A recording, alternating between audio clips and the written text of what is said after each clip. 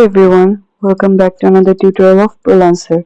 আজকে আমরা দেখব কিভাবে অ্যাজ এ বায়ার আমার যে কোনো একটি প্রজেক্টে একাধিক সেলার যদি বিড করে থাকে তাদের মধ্য থেকে যে কোনো একজন সেলারকে সিলেক্ট করা যায় যে আমার প্রজেক্টের জন্য পারফেক্ট হবে।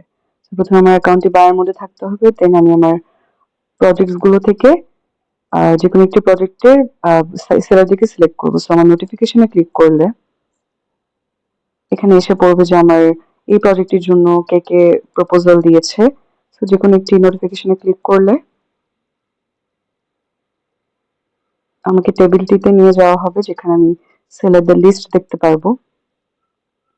এই যে দুটো প্রপোজাল এসেছে আমার এই প্রজেক্টের জন্য। So let's click on it. Here is the table of my sellers যারা বিড করেছে আমার প্রজেক্টের জন্য। সো এখানে আমি এই সেলারগুলো সম্পর্কে জানতে চাইলে তাদের এই পাশে প্লাস সাইনে ক্লিক করলে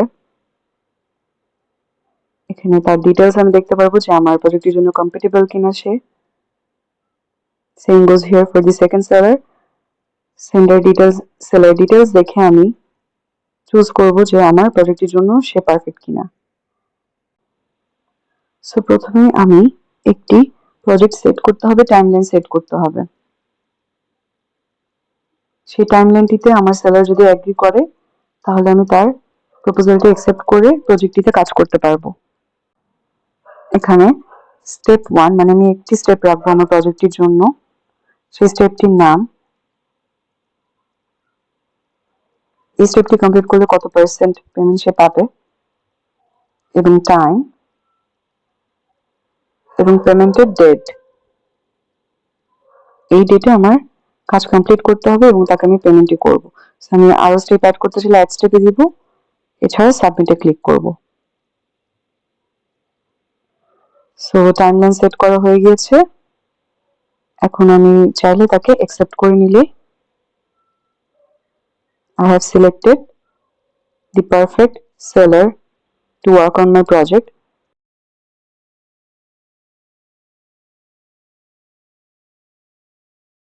এখন আমি একটি প্রাইস সেটেল করব। প্রপোজ প্রাইসের মধ্যে থেকে আমি প্রাইস কমাতে বা বাড়াতে পারি, তারপর অ্যাকসেপ্ট করে দিব। এখন আমি তার সাথে আমার প্রজেক্টটিতে কাজ করা শুরু করব। Proposal accepted.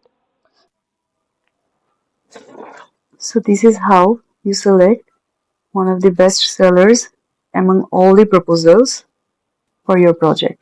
I hope this helped. Thank you.